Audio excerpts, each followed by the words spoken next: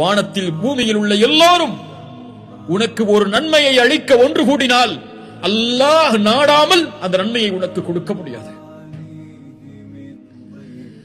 வானத்தில் பூமியில் உள்ள எல்லோரும் உனக்கு ஒரு தீமையை அளிக்க ஒன்று கூடினால் அல்லாஹ் நாடாத வரை அந்த தீமையை உன்னிடத்திலே கொண்டு வர முடியாது.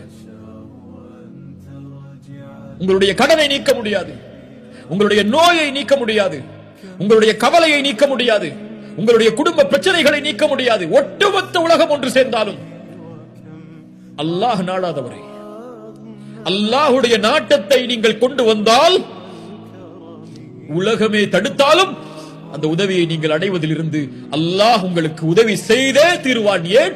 அவன் அல் காதிர், அவன் அல் கதீர், அவன் அல் முக்ததிர். அவனுடைய ஆற்றலை எதுவும் மிஞ்சாது.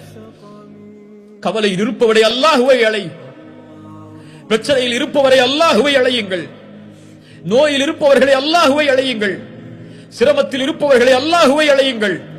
எந்த பிரச்சனையாக இருந்தாலும், எந்த தேவையாக இருந்தாலும், எது உங்களுக்கு வேண்டும் என்றாலும் ரப்பிடத்திலே கேளுங்கள். அவனுடைய ஆற்றலில் எதுவும் குறைந்து விடாது. கேட்பதால் உலகத்தில் உள்ள எல்லோரும் ஒரு மைதானத்திலே ஒன்று சேர்ந்து ஒரே நேரத்தில் அல்லாஹ்விடத்திலே அவனுடைய தேவைகள் அனைத்தையும் கேட்டாலும் அல்லாஹ் அந்த தேவைகள் அனைத்தையும் நிறைவேற்றினாலும் கடலில் ஊசியை முக்கி நுழைத்தால் கடலின் நீரிலிருந்து அந்த ஊசி எந்த நீரை குறைக்குமோ அந்த அளவு கூட அல்லாஹ்வுடைய கஜானாவில் குறைந்திருக்காது.